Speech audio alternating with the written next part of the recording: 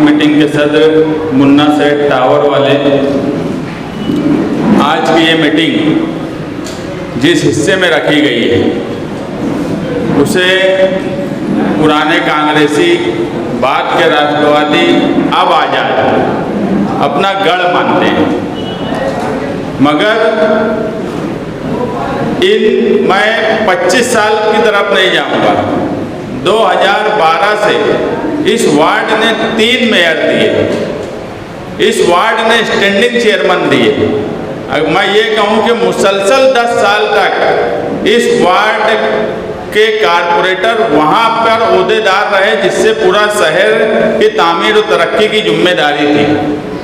मगर बड़े अफसोस के साथ कहना पड़ रहा है कि इस वार्ड में जहाँ से वो चुन के आए उसी की तामीर तरक्की नहीं हुई। ये मत समझो कि उनके पास करने के लिए कुछ नहीं था और वो किए नहीं, ऐसा भी नहीं है। उन्होंने किया, उन्होंने फंड भी मंजूर किया, उन्होंने यहाँ पर टेंडर भी निकाला, मगर काम नहीं हुआ। यही वार्ड था जहाँ के 57 काम, जहाँ के 37 काम, और यहीं के काम की वजह से बुलंद इकबाल ने उन्हें चैंपियन चोर नाम दिया था, चैंपियन चोर।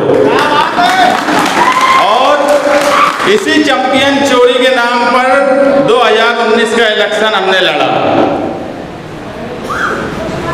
पूरी मेहनत से कोशिश की और ये सोचे कि आज जो आमदार आए हैं वो कहीं ना कहीं अब उनके साथ जो टीम लगी है वो पूरी की पूरी टीम को लेकर इस शहर में काम काज करेंगे।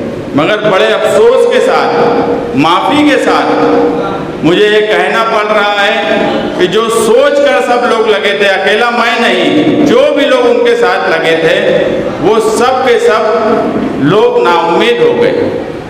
ना इन्होंने कोई करप्शन का एक मामला मंत्रालय में या मंत्रालय से इन्होंने कोई ऐसा कार्रवाई इनके ऊपर नहीं की। मैं 2019 के बाद बार बार बोलता रहा कि मुफ्ती साहब, इनके ये पेपर्स हैं, वहाँ पर आप सोर्स लगाइए। अब आप एमएलए हो। कुछ फाइल यहाँ की थी जो मैं बोला कि बुलंद इकबाल ने इन्हें चैंपियन चोर कहा था। ये उस वक्त एमएलए थे जब हम तहरीक चलाया करते थे। इनके पास एमएलए कांग्रेस के कई थे। यहाँ की कई चोरी ऐसी थी जिस पर उस वक्त शेख आसिफ ने 12 एमएलए के लेटर लगाए।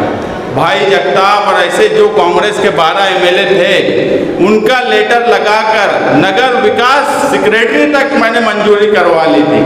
मगर जब मामला सीएम ऑफिस में गया तो वहाँ 12 एमएलए के लेटर लगाकर उसको रोका गया। शेख आसिफ के अकेला दम भी नहीं था कि अकेले के लेटर पे रुकवा सके, मगर हम मजबूर थे कि हमारे पास उस वक्त जो पार्टी थी ना उसका कोई एमएलए था, ना हमारे शहर में हमारा एमएलए था। हम मजबूर थे। जब 2019 में मुफ्ती साहब चुनकर आए तो मैं मुसलसल उनको बोला कि मुफ्ती साहब ये सब पेपर्स हैं, सीएम ऑफिस में ऐसे ऐसे मामले में ये फाइल अटकी है, आप सीएम से टाइम लीजिए, मुझे लेकर चलिए। हाँ मुस्तकीम मैं करता हूँ, मैं चलूँगा। मगर वो नहीं गए। बाद में मालूमात मिली कि एमएम खान से बैठक हो गई। तो बड़ा हैरान था मैं। मगर ये बोला गया, उन्होंने नहीं बोला, उनके साथ में रहने वाला वो भी साथ छोड़ दिया है। अगर वक्त आएगा, अभी इलेक्शन आगे, उसको भी स्टेज पर खड़ा करूंगा। वो बोले कि मुफ्ती साहब बहुत परेशान है, वो वजह से थोड़ा सी कर लेकिन जान दे। मैं बहुत हैरान था कि जिनके खिलाफ हमने इतनी मेहनत करके कागजात जमा किए और उसके खिलाफ कार्रवाई करने के बजाय इन्होंने बैठक कर ली। तो जो बात मैं बोलता हूँ कि 1999 से इस शहर में मिली जोड़ है कि तू मुझे हाजी बोल, मैं तुझे मुल्ला बोलूँ। जब कार्रवाई करने की बात आए, कभी एक दूसरे के करप्शन के मामले में ये कभी चूं भी नहीं करेंगे, बोलते भी नहीं। आप लोग देखेंगे मैं लगभग साल भर से कोई बदनवानी का नया मामला नहीं उठाता, जानबूझकर नहीं उठाता, कि मैं चाहता हूं कि ये शहर देखे कि अगर हम बदनवानी का मामला नहीं उठाते तो कोई नहीं उठाता।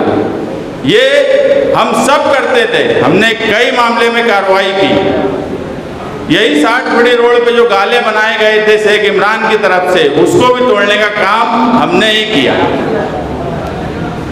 आप देखेंगे मदनी नगर में इस्लामिया कॉलोनी में जो शॉपिंग बनी थी, यानी चैंपियन चोर ये कैसे है कि उस शॉपिंग को इन्होंने एडवांस लेके दे दिया, कारपोरेशन की बनी, सालों से उसका किराया भी ले रहे, कारपोरेशन को मालूम भी नहीं, ना कारपोरेशन में कोई पेपर वर्क हुआ, ना कारपोरेशन को 1 रुपया दिया गया। आज 10-12 साल के बाद वो कॉलोनी, वो सारे शॉपिंग सील हैं। किसका नुकसान हुआ? वो जो गरीब लोग लिए थे। यानी तुम लोगों को सिर्फ धोखा देते हो। नुकसान किसका हुआ? आम आवाम का हुआ, जो टैक्स के जरिए कारपोरेशन में पैसा जाता वो इनके खीसे में गया। आज वो बेचारे लुट गए, उनका पैसा भी गया, उनकी जगह भी गई। इसीलिए बुलंद इकबाल ने इन्हें चैंपियन चोर कहा था। आज अल्हम्दुलिल्लाह मालेगांव शहर में समाजवादी वाहिद ऐसी पार्टी है कि मालेगांव शहर में एरिया के हिसाब से सियासी मजबूती और सियासी हालात बदलते हैं। पूरा शहर एक सियासी हालात पे नहीं रहता, कहीं पे किसी का अच्छा होता है, कहीं कोई कमज़ोर होता है, मगर समाजवादी वाहिद पार्टी है। आप सुनते होंगे कोई बोलता मेरा पक्के एरिया में बहुत अच्छा है, कोई बोलता मेरा कच्चे एरिया में बहुत अच्छा है। हमने गुरुवार वार्ड, तुम्हारा गोल्डन नगर, आगरा रोड का शुमाली हिस्सा, आज यहाँ मीटिंग ले रहे हैं, किले में मीटिंग लिए। मैं जो बोल रहा हूँ आप कान खोलकर सुन लो, और अगर आप ध्यान देते होंगे कि पूरे शहर में अगर किसी की बुनियाद मजबूत है तो वो वाहिद पार्टी समाजवादी है, जो अपने आप को आज नुमाइंदे बोलते हैं। वो बोलते हैं पक्का एरिया मेरा है। मैं बोलता हूँ कच्चे एरिया में तो उनके पास आदमी भी नहीं है काम करने वाले। आज ये पुरहुजूम मीटिंग ये बात साबित करती है कि पक्के एरिया में भी हम ही हैं, कच्चे एरिया में भी हम ही हैं, बाकी 2 लोग 2 हिस्से में बटे हुए हैं। आज अगर कोई 1 नंबर पर है तो हम हैं, बाकी 2 और 3 नंबर की लड़ाई वो आपस में कर रहे हैं। कोई आज पार्टी में रहने के बाद 5 साल जो पार्टी के लिए कुछ नहीं किए, उस पार्टी में रहने के बाद आज कांग्रेस की चौखट पर जा रहे हैं। एक का हाल ऐसा है कि ना झंडा है ना डंडा है। हमारे पास झंडा भी है, हमारे पास डंडा भी है, हमारे पास पूरे शहर में बुनियादी काम करने वाले लोग भी हैं। मैं अगर बोलूँ कि पूरे शहर की सिर्फ एक हिस्सा है जिस पर हम काम कर रहे हैं, जहां हमको लगता है कि अभी हम वहाँ कमज़ोर हैं, एक वार्ड ऐसा है। बाकी पूरे शहर की हर जगह यादी पर हमारे लोग हैं, उस हिस्से में भी हम काम कर रहे हैं, हमने लोगों को लगाया और इंशाअल्लाह जल्द ही उस वार्ड और वो हिस्से में भी हम पूरी ताकत से वहाँ भी हमारी बुनियाद रखेंगे। बाकी किसी भी पार्टी की पूरे शहर में काम काज करने की आज ताकत नहीं है। मैं बहुत हैरान हूँ कि इस शहर में हमारे आमदार साहब हर मामले में झूठ, हर मामले में झूठ। तामीर और तरक्की का नारा जो 99 में लेकर आए, उनकी मदद करने वाले, इस्लाह सियासत की बात करने वाले, आज शहर के उलमा को आना पड़ रहा है कि सियासत की इस्लाह की ज़रूरत है। मुझे बताओ, एक आलिम के आने से पहले 99 से पहले उलमा इकराम को जमा होना पड़ा कभी कि सियासत में इस्लाह की ज़रूरत है। उस वक्त इस्लाह भी थी, उस वक्त ज़रूरत के काम करने वाले लीडर भी थे ना। आज ज़रूरत के काम करने वाले लीडर हैं जो इस्लाह सियासत का नारा लगाए थे, वो खुद दूसरी डगर पर चले गए। आज उनको इस्लाह करने की ज़रूरत है। उलमा इकराम इकट्ठा हो रहे हैं, बोल रहे हैं कि इस्लाह सियासत की ज़रूरत है। ऐसा इस शहर में कभी नहीं हुआ। मामूली मामूली बात में झूठ। एक मस्जिद के परमिशन को लेकर अगर कोई आदमी झूठ बोल सकता है, उसी की पार्टी का एक ही एमएलए, यानी एक साथी एमएलए जो 5 साल मुसलसल इनके ताल्लुक से यही बोला कि कोई काम नहीं करते, सिर्फ क्रेडिट लेते हैं, झूठ बोलते हैं। हमारे समाजवादी में आने से पहले कब्रिस्तान ट्रस्ट रईस शेख के पास भी गए थे। रईस शेख ने भी उसमें लेटर दिया उस कब्रिस्तान ट्रस्ट को, वो लेटर भी मुझे दिया गया। मगर भैया लाल साहब जो तकिए में रहते हैं, उन्होंने मुझे पीछे ही कई मर्तबा बोले कि मैं न्याज लोधी को लेकर गया, वक्फ बोर्ड में गया, फारूक साहब वक्फ बोर्ड के भी रुकन हैं, नगर विकास में भी गया। तो कहीं ना कहीं अमली तौर पे उन्होंने कोशिश की। जिन्होंने जो लोग उनके साथ जमीयत के नाम से जुड़े हैं, उन लोगों को धोखा देने का काम किए। अगर ये काम कर सकते होते, ये एमएलए हैं, अगर ये वो काम कर सकते तो मुझे बताओ कब्रिस्तान ट्रस्ट को रईस शेख से लेटर लेने की ज़रूरत पड़ती? उनको फारूक साहब के पास जाकर उसकी मदद लेने की ज़रूरत पड़ती? मगर उसके बाद भी जब परमिशन आ गया तो हिज्जे लगा के मराठी पढ़ रहे थे कि किरण चंद्र मड़गांवकर से मैंने बात की, वो भी कागज़ पे लिखा हुआ था। आप एक बात ध्यान रखो, जब कोई परमिशन मिलता है तो मंत्रालय के ही कोई सेक्रेटरी या कक्ष अधिकारी के उस पर नाम और साइन होती है। वो पढ़ना भी नहीं आ रहा था, हिज्जे लगा के मराठी पढ़ रहे थे। जिनको मराठी नहीं आती, जिनको इंग्लिश नहीं आती, जिन्हें काम करने का तरीका नहीं है, वो झूठ बोले। फारूक साहब ने उस आदमी को जो किरण चंद्र मड़गांवकर था, उसको फ़ोन करके जब बोला कि मालेगांव मध्य के एमएलए आए थे क्या, तो उन्होंने कहा कि मैं तो उनको, मतलब वो कोशिश तो जाने दो, मैं तो उनको पहचानता भी नहीं। तुम क्या समझ रहे हो इसमें सिर्फ मालेगांव तक ये बात है?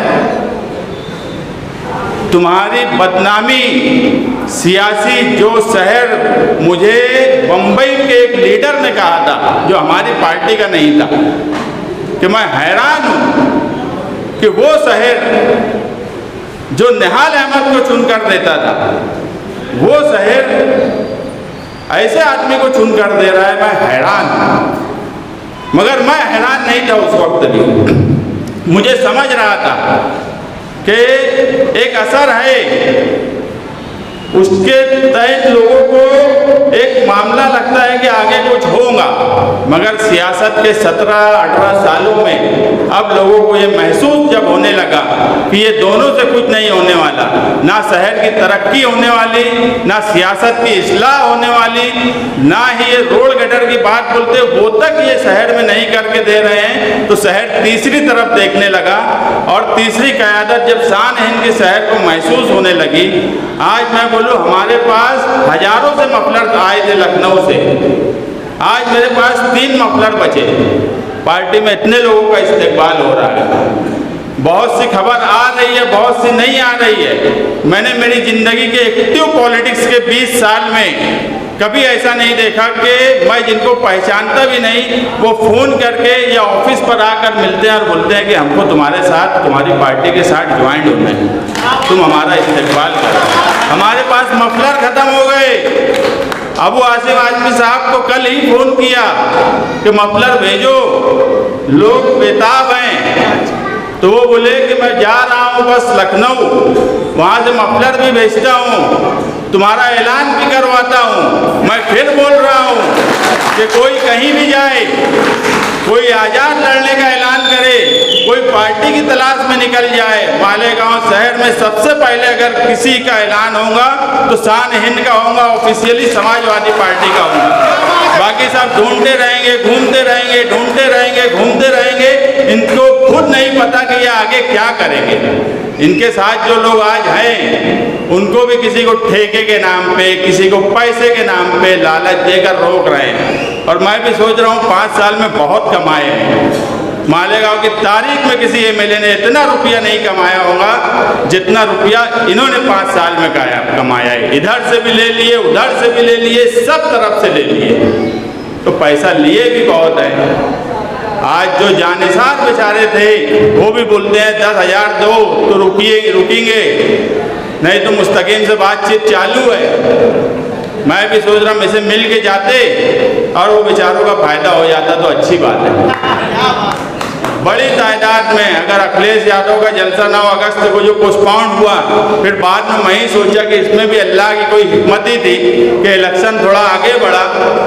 वो जलसा उस वक्त के बजाय अगर और आगे होगा तो हमारे लिए भी अच्छा है। वो एक अल्लाह की हिकमत थी कि उस वक्त पोस्टपोन हुआ, नहीं तो उस वक्त इनके कितने लोग पार्टी में आ गए होते, अभी भी आने वाले हैं। ये इनको फिक्र भी है, मिल भी रहे हैं, बोल भी रहे हैं, बड़ी फिक्र है इनको, लोगों को लगा भी रहे हैं, जिनको लगा रहे हैं वो भी आने वाले हैं। तो आपके हालात इस शहर में अच्छे हैं, आपकी पार्टी आज इस शहर में सबसे ताकतवर पार्टी है। आपके लीडरान यहाँ से लेके बम्बई से लेके लखनऊ दिल्ली तक मजबूत लीडरशिप आज आपके पास है। मैं सिर्फ एक ही बात बोलूँगा कि शान हिंद पढ़ी लिखी है, इसे इंग्लिश भी आती है, मराठी भी आती है, उर्दू भी आती है, हिंदी भी आती है, अरबी भी आती है, सब जबान आती है। इसे ये भी मालूम है कि मंत्रालय में काम कैसे करना चाहिए, कारपोरेशन में कैसे करना चाहिए, राशन कार्ड बनाने के लिए फॉर्म भरना है या पढ़ना है तो हिज्जे नहीं लगाना पड़ेगा। इसको अरबी में भी हिज्जे नहीं लगाना पड़ेगा, ये भी मैं आपको बोलता हूँ।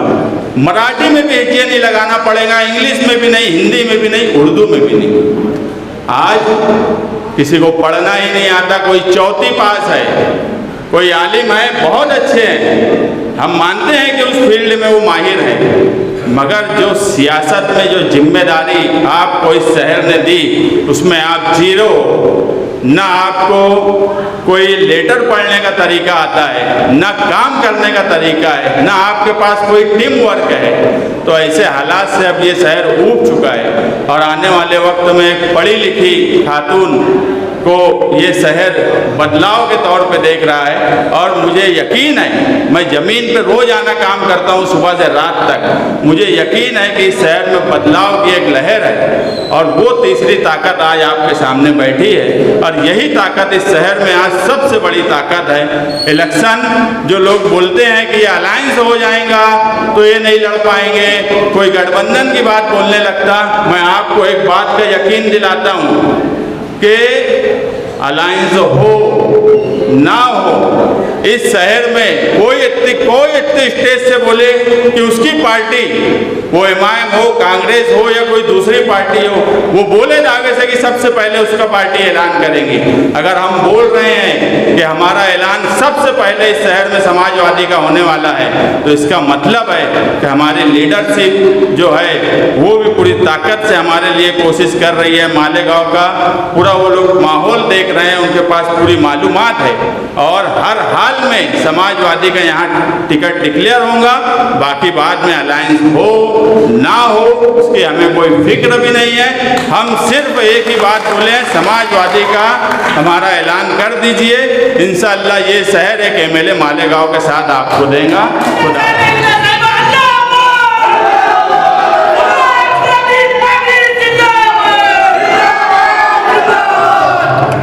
जनाब सदर साहब, आप तमाम साथियों, आज वार्ड नंबर 20 में मैं जब यहाँ आई तो आरिफ नूरी साहब तकरीर कर रहे थे तो मैं लफ्ज़ सुनी गढ़, कि यहाँ फला फला पार्टी का गढ़ था, शेख आशिक के खानवादे का गढ़ था। ये वार्ड जहाँ से 3 टर्म मेयर बनाए गए, मैं ये समझ नहीं सकती, मुझे ये पता नहीं है कि मालेगांव शहर का कोई भी ऐसा वार्ड नहीं हो जहाँ का चुना गया मेंबर 3 बार मेयर बना हो।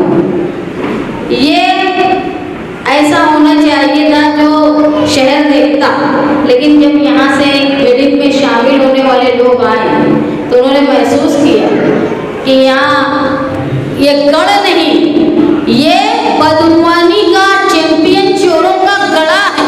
ये ऐसा गढ़ा है जो मैं मीडिया वालों को बोलना चाहती हूँ कि ये पूरे शहर में आप बताओ कि ये इनका ऐसा वार्ड था जहाँ से 3 बार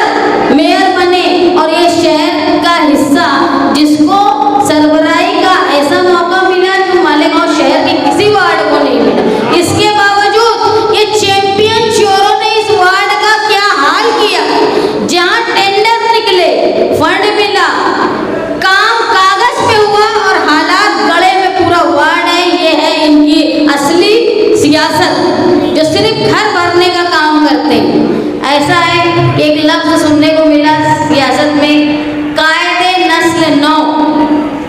कायदे नस्ल नौ मतलब वो कायद जो नई नस्ल को राह बताता है।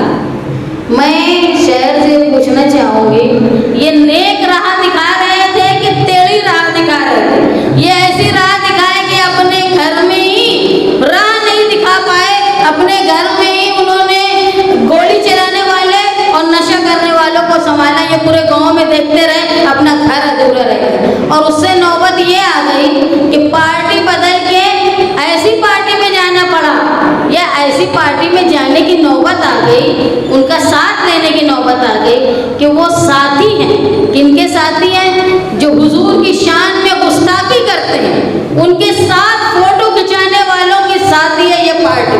मैं शहर में जो लोग शेख आसिफ साहब के मानने वाले हैं, उनसे मैं पूछना चाहूँगी कि आप भी तुम उनके मानने वाले हो।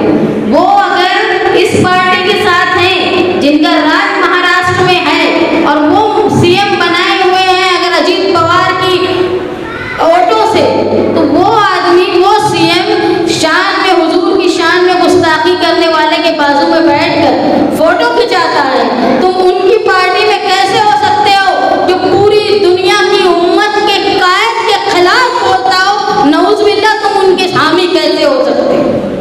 मैं पूछना चाहूंगी, ये कैसा गढ़ है जो पूरा गढ़ गढ़े में, जिस तरह कचरे में खड़े होके कोई ये नहीं बोल सकता कि ये इबादत की जगह है, वैसे ही ये बर्बाद हाल वार्ड में कैसे शर्म आती नहीं तुमको ये बोलते हो कि ये हमारा गढ़ है? तुमको शर्म आना चाहिए यहाँ बोलने के लिए कि ये हमारा गढ़ है। मैं यहाँ सुन रही थी सबकी बातें, उसमें मुसलसल बातें हो रही थी कि हमको अब ऐसा लीडर चुनना है। मैं बचपन में मेरे वालिद साथी निहाल अहमद साहब से पूछ रही थी कि लीडर क्या हो? साहब मुझे बोले लीडर यानी आगे चलने वाला। बोली आगे चलने वाला मतलब क्या? तो उन्होंने कहा था जब लीडर किसी कौम के, किसी टुकड़ी के, किसी ग्रुप के आगे चलता है, किसी पार्टी के आगे चलता है, तो उसका मतलब ये होता है उसके सीने में इतनी हिम्मत होनी चाहिए कि आने वाले हर हमले से, आने वाले हर मुसीबत से, आने वाले हर तूफान से पहले मुकाबला लीडर करता है, बाद में उसकी टुकड़ी करती है। भाग जाने वाला लीडर नहीं होता, भाग जाने वाला बुज़दिल होता है, गद्दार होता है। मीर जाफर और मीर कासिम होते हैं, जिनके घर पे आफत आई तो वो भाग गए दूसरियों की पार्टी में, वो लीडर नहीं। जहाँ पुलिस आई तो धरने में से उठ के भाग गए, वो लीडर नहीं। वो तुम्हारे गुनहगार हैं जो तुमको जमा करते हैं, और जमा करने के बाद जब पुलिस आती है तो भाग जाते हैं। लीडर वो है जो हर आफत का मुकाबला पहले करता है। यहाँ 60 फीट रोड के इतराफ के लोग, बहुत सारे लोग 12 नवंबर में जेल में थे। यहाँ साबिर भाई बैठे हैं, वो भी 11 महीने जेल में रहे। यहाँ आगे जावेद अताउल्लाह थे, वो भी जेल में थे। और तुम्हारे इलाके में एक ऐसा शख्स भी जेल में था जो दिमागी तौर पे पागल था, लेकिन 12 नवंबर में उनका भी नाम FIR में था। तो ऐसे वक्त भी मैं यहाँ पर आई, इनके घर वालों से मुलाकात की, तब भी मैंने महसूस किया कि इस शहर के लीडरान बिल्कुल परवाह नहीं कर रहे हैं जो लोग जेल में हैं। लेकिन जब अपने घर की बात आती है तो ये पार्टी से वो पार्टी बंदर की तरह कुलाटियाँ खाने चले जाते हैं। ये तुम्हारे लीडर कभी नहीं हो सकते जब अपने मतलब के लिए लोगों का इस्तेमाल करते हैं। मालेगांव शहर में नशे की जो एक बड़ी तादाद में मामला आ रहा है, मैं ये समझती हूँ कि अगर हम जो आज नशे में मुलव्विस हो गए हैं वो ठीक, लेकिन जो आगे नस्ल हमारी सिमत जाएगी। एहतशाम भाई यहाँ बैठे हैं, उनकी फिटनेस को देख के मैं अंदाज़ा लगा रही थी कि अगर हम हमारी नस्ल को स्पोर्ट्स की तरफ और जिम की तरफ मायल करेंगे तो हो सकता है उनके अंदर बुरे नशे के शौक ना पैदा हो। इसीलिए ज़रूरी है कि मालेगांव शहर में स्पोर्ट्स के लिए जगह मुख्तस हो। जो MLA यहाँ के रहें वो लोगों को खेल कूद की तरफ लाए, तालीम की तरफ लाए। मैं ऑफिस में बैठी रहती हूँ, मुसलसल औरतें आती हैं कि हमारे लिए कोई काम होगा तो बताओ। कभी किसी का नौजवानी में तलाक हो जाता है, या किसी के बाप का, ये शौहर का इंतकाल हो जाता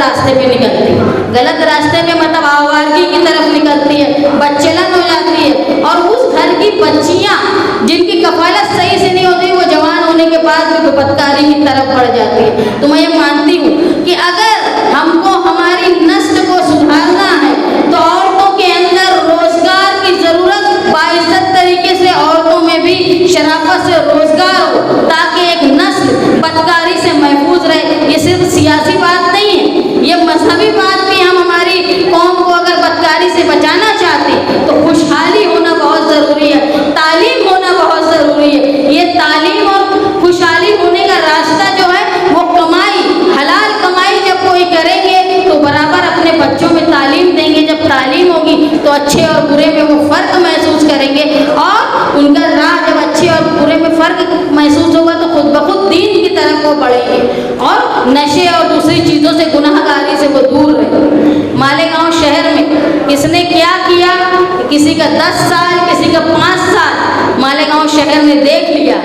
अब मैं आप लोगों से बोलती हूँ, जिन मर्दों का 10 साल देखा वो पहले पुलिस को देख के भाग गए, जिसके अब्बा के 10 साल, एमएलए के खुद के 5 साल देखे, जब उन पे आफत आई तो वो पार्टियां बदलने लगे। आप मौका है, एक खातून पे भरोसा करवाओ। मैं यकीन दिलाती हूँ कि निहाली सोच के साथ, निहाली वर्करों की ताकत के साथ और समाजवादी पार्टी के साथ मिलकर मैं मालेगांव शहर में जो 25 साल में हमारा डेवलपमेंट रुका हुआ है, हमारी कौम परेशान है, गुनहगारी की तरफ जा रही है, नशे की तरफ जा रही है, तालीम की कमी है, इसको खत्म करने का काम मैं समाजवादी पार्टी के टिकट पर चुन कर आने के बाद आप लोगों के मशवरे से करूंगी। जो मर्दों का आपने देख लिए 15 साल, आप निहाली खून के खातून का 5 साल देखिए, इम्तियाजी फर्क लगेगा। हम कभी जेल के डर से भागेंगे नहीं, कभी पुलिस के डर से भागेंगे नहीं, ना कभी किसी पुलिस के डर से, गुनहगारी के डर से पार्टियां बदलने के लिए फिरका परस्तों के कदमों में जाकर गिरेंगे नहीं। साथी निहाल अहमद साहब जब मालेगांव शहर में थे, उस वक्त इंदिरा गांधी प्राइम मिनिस्टर थी। उन्होंने, इंदिरा गांधी ने निहाल साहब को ऑफर दिया था कि आप कांग्रेस पार्टी में आ जाओ तो मैं आपको महाराष्ट्र का वजीर आला बना दूंगी। साथी निहाल अहमद साहब ने किया था ऐसे पैसे और ऐसी कुर्सी पे निहाल अहमद पेशाब करता है।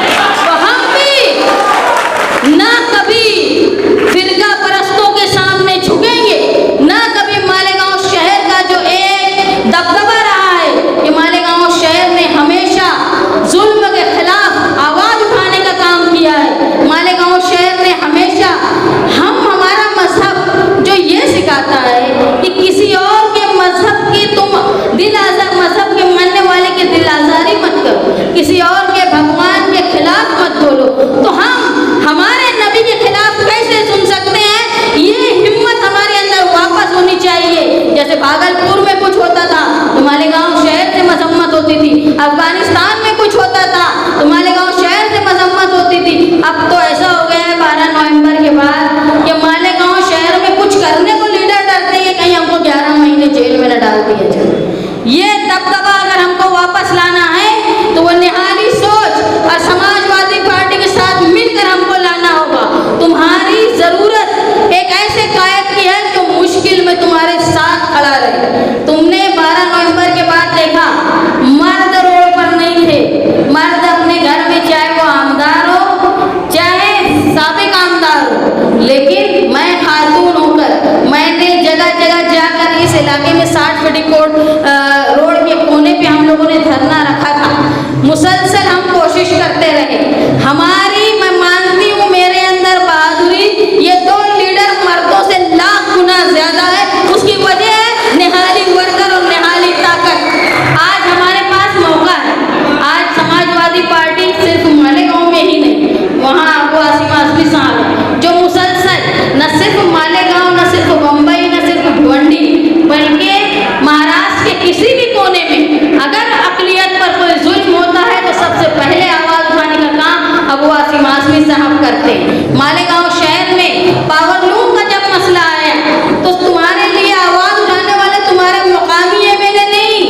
रईस शेख साहब थे। इस तरह के जज्बा लेकर समाजवादी पार्टी काम कर रही है। आप लोगों से मैं वादा करती हूँ कि आने वाले इलेक्शन में आप लोग अपनी आने वाली नस्ल की तालीम के लिए, मर्दों के रोजगार के लिए, खवातीन के रोजगार के लिए, इस शहर के दबदबे को वापस लाने के लिए, और जो पावर कंपनी की मस्ती है, जो औरतें काम करती हैं, जो अपने घर का बजट संभालती हैं, उनको समझ में आता है एक पावर बिल के इधर उधर हो जाने से बजट में कितना फर्क पड़ता है। ऐसी पावर कंपनी की मस्ती को खत्म करने के लिए मालेगांव शहर में वापस दबदबा हमारा लाने के लिए जो पुलिस वाले, एक वाकया है कि जनता दल के निहाली वर्कर थे, उनको पुलिस वालों ने गिरफ्तार कर लिया। पुलिस वाले ने गिरफ्तार कर लिया, उनका नाम जाबिर भाई था, ऐसा मुझे याद पड़ता है। उसने पता नहीं क्या दवा खा ली, तो उसके मुसलसल उसके मुंह से वो फेस निकलता था। पुलिस वाले इतने डर गए थे कि पाँव में वो इंस्पेक्टर गिरता था और बोलता था मुझे माफ कर दो, मैं सस्पेंड हो जाऊंगा।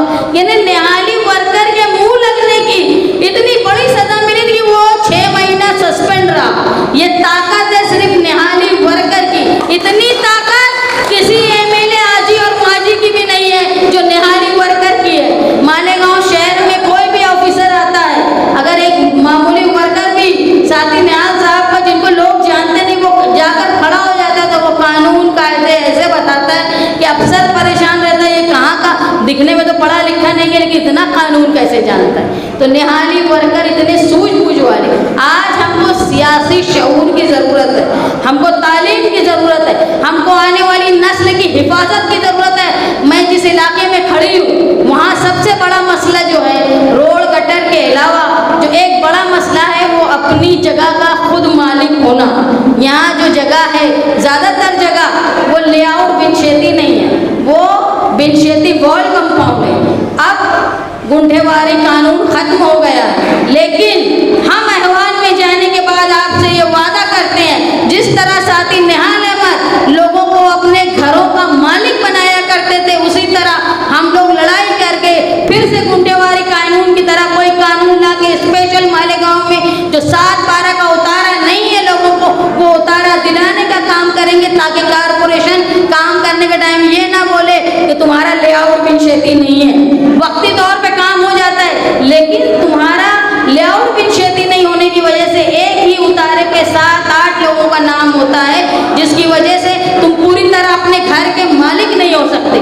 मुझे पता है ये गुंठेवाली कानून, ये 7/12 का उतारा, ये सब तुम्हारे आज के एमएलए को समझता भी नहीं होगा, तो वो ये कानून और तुमको घर के मालिक बनाने के लिए क्या करेंगे। लेकिन हम समाजवादी पार्टी की तरफ से आपसे वादा करते हैं कि मालेगांव शहर के तमाम ऐसे इलाके जो लेआउट बिनशेती नहीं है और लोग वहाँ आबाद हैं, उनके घर है, उनको घर का मालिक बनाने का, सिंगल उतारे पे सिंगल नाम, जो जिस घर का मालिक है उसका अकेला नाम, और उसको लेआउट बिनशेती करके 7/12 पे उतारे का नाम लगाने का काम हम लोग निहाली सोच और समाजवादी पार्टी के साथ करेंगे। मालेगांव शहर में आने वाले दिनों में लोगों को, बच्चों में सस्ती तालीम, कम पैसे में लोगों को तालीम हासिल हो पाए, ऐसी कोशिश करेंगे।